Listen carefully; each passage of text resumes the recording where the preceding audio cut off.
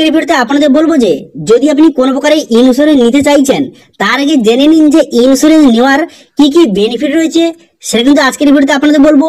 এবং সঙ্গে আপনাদের বলবো যদি কোনো কারণে আপনারা যদি ইন্স্যুরেন্স যদি আপনি ক্যান্সেল করতে চান কিভাবে আপনি ক্যান্সেল করবেন তার স্টেপ বাই স্টেপ প্রসেস কিন্তু আজকের ভিডিওতে আপনাদের দেখে দেবো। সেই জন্য ভিডিওটা প্রথম থেকে শেষ পর্যন্ত অবশ্যই দেখবেন মনোযোগ সহকারে। এবং আমাদের চ্যানেলে প্রথমবার ভিজিট করে থাকলে আমাদের চ্যানেলটিকে সাবস্ক্রাইব করে রাখুন এবং পাশে থাকা বেল আইকনটিকে অন করে রাখুন, কারণ আমরা এরকম রিলেটেড নিত্য নতুন ভিডিও নিয়ে আসি।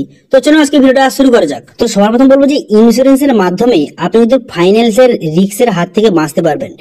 যখন আপনি কোনো প্রকারের ইন্স্যুরেন্স যদি নিয়ে থাকেন এর ফলে পরবর্তীকালে যখন আপনার কোনো আনএক্সপেক্টেড ফাইন্যান্সিয়াল কোনো রকম যখন ইস্যু আসবে তার এগেনস্টে প্রোটেকশন দেওয়ার ক্ষেত্রে কিন্তু ইন্স্যুরেন্স কাজে লাগবে। একটি ইন্স্যুরেন্স কোম্পানি আপনাকে পে করে যখন আপনি কোনো খারাপ পরিস্থিতিতে আপনি থাকবেন তখন কিন্তু ইন্স্যুরেন্স কোম্পানি আপনাকে সেই খারাপ পরিস্থিতি থেকে বেরিয়ে আসতে সাহায্য করবে। অর্থাৎ ধরুন আপনি একটি গাড়ির ইন্স্যুরেন্স করে রেখেছেন, তো সেক্ষেত্রে আপনার গাড়ি যদি কোনো রকম স্ক্র্যাচ হয় বা অ্যাক্সিডেন্ট হয়ে যায়, গাড়ি যদি কোনো প্রকারের ক্ষতি হয়, তখন কিন্তু আপনি যে ইন্স্যুরেন্স নিয়ে রেখেছেন তখন সেই কোম্পানি কিন্তু আপনার গাড়িটা কিন্তু রিপেয়ার বা ঠিক করে দেবে, আপনাকে কোনো রকম কিন্তু টাকা পে করতে হবে না।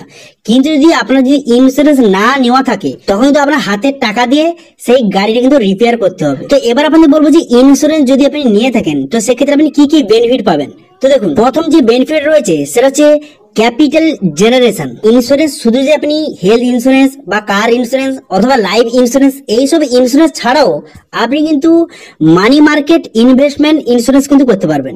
যেমন কিন্তু আপনি স্টক, মিউচুয়াল ফান্ড এইসব ক্ষেত্রেও আপনি যদি ইন্স্যুরেন্স করতে পারবেন। আপনারা জানেন যে এই স্টক এবং মিউচুয়াল ফান্ডে প্রফিট এবং লস রয়েছে। এবার এই স্টক এবং মিউচুয়াল ফান্ডের ক্ষেত্রে যদি আপনি ইন্স্যুরেন্স করে রাখেন সেক্ষেত্রে আপনার যখন কোনো কারণে লস হয়ে যাবে তখন সেই লসটা রিকভার করার জন্য সেই কোম্পানি কিন্তু আপনাকে হেল্প কিন্তু করবে। এর পরের পয়েন্টটা হলো যে ইকোনমিক গ্রোথ। আপনি যদি কোনো প্রকারের ইন্স্যুরেন্স পলিসি নিয়ে থাকেন সেই যে ডোমেস্টিক সেভিংটা সেটা কিন্তু আপনার ফাইন্যান্সিয়াল স্টেবিলিটিতে আপনাকে সাহায্য কিন্তু করবে। এরপর 3 নম্বর যে পয়েন্টটা হচ্ছে সেটা হচ্ছে সেভিংস হ্যাবিট। যদি আপনি কোনো প্রকারের ইন্স্যুরেন্স পলিসি নিয়ে থাকেন তো সেক্ষেত্রে কিন্তু আপনার একটা গুড হ্যাবিট কিন্তু তৈরি হয়ে যাবে যে আমার কিন্তু প্রত্যেক মাসে 15,000 টাকা আমি স্যালারি পাই, সেখান থেকে আমি কিন্তু 2,000 টাকা আমি ইন্স্যুরেন্সের জন্য আমি প্রত্যেক মাসে দেই। এবার যেই টাকাটা আপনি ইনভেস্টমেন্ট করছেন সেটা কিন্তু পরবর্তীকালে আপনি তো তার ফলস্বরূপ পরবর্তীকালে কোনো যদি আপনার কোনো প্রবলেম হয় সেক্ষেত্রে আপনি কিন্তু বেনিফিট কিন্তু পাবেন। এবার ইন্স্যুরেন্স প্ল্যান কিন্তু অনেক ধরনের হয়, যেমন কিন্তু ইন্স্যুরেন্স কাম সেভিং এবং ইন্স্যুরেন্স কাম ইনভেস্টমেন্ট স্কিম কিন্তু রয়েছে, যেটা আপনাকে সেভিংস এবং ইনভেস্টমেন্ট করতে এনকারেজ করে।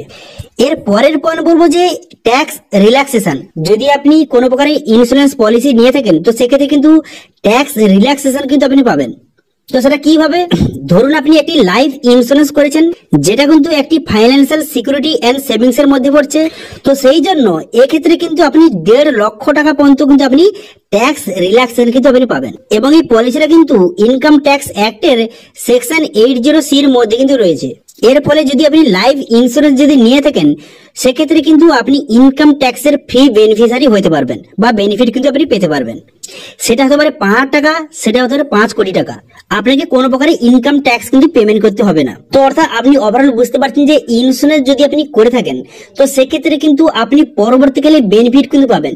কোনো কারণে কোনো রকম যদি আপনি ইন্স্যুরেন্স পলিসি নিয়ে থাকেন তো সেক্ষেত্রে আপনি যখন কোনো খারাপ পরিস্থিতি যাবেন অথবা যদি কোনো প্রকারে আনএক্সপেক্টেড কোনো যদি আপনার পরিস্থিতি চলে আসে তো সেক্ষেত্রে কিন্তু আপনি যদি ইন্স্যুরেন্স করে থাকেন তখন কিন্তু আপনি বেনিফিট কিন্তু পাবেন।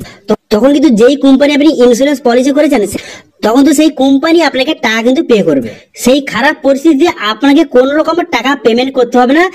সেই যে ইন্স্যুরেন্স পলিসি করা আছে সেই কোম্পানি কিন্তু তখন আপনাকে টাকা কিন্তু পেমেন্ট করবে।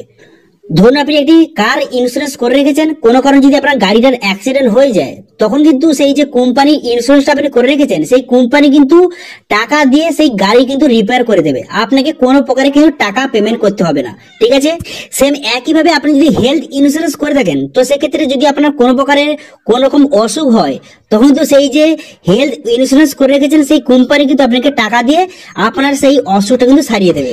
এবার আপনাদের বলবো যে অনেক ক্ষেত্রে যখন আপনি কোনো প্রকার প্রকারের ইন্স্যুরেন্স নিয়ে রেখেছেন, এবার যদি কোনো কারণে সেই ইন্স্যুরেন্সটা আপনি ক্যান্সেল করতে চান, সেই ইন্স্যুরেন্সটা কিভাবে ক্যান্সেল করবেন তার স্টেপ বাই স্টেপ প্রসেস কিন্তু এবার আপনাদের দেখাবো। তো সেই জন্য প্রথমে এখানে চলে আসবেন, এর লিঙ্ক ভিডিও ডেসক্রিপশন দিয়ে দেবো, সেখান থেকে ডাইরেক্ট এখানে চলে আসবেন। চলে আসার পর আপনার মোবাইল নাম্বার বসিয়ে মোবাইলে ওটিপি যাবে, সেই ওটিপিটা বসিয়ে আপনি সাইন ইন করে নেবেন। সাইন ইনটা হয়ে যাওয়ার পর তারপরে দেখতে পাচ্ছেন মাই রিলেশন সেকশন, এই অপশনে ক্লিক করবেন। ক্লিক করে দেওয়ার পর ইন্স্যুরেন্স সার্ভিস ট্যাবে আপনি সুইচ করবেন।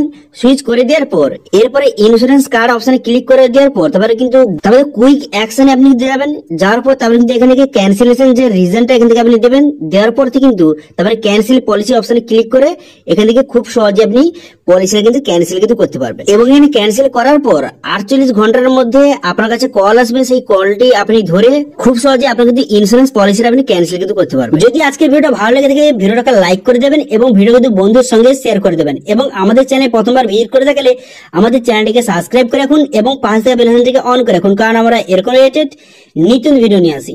আজকের ভিডিওটা এই পর্যন্ত, দেখা হচ্ছে নেক্সট ভিডিওতে। Thank you.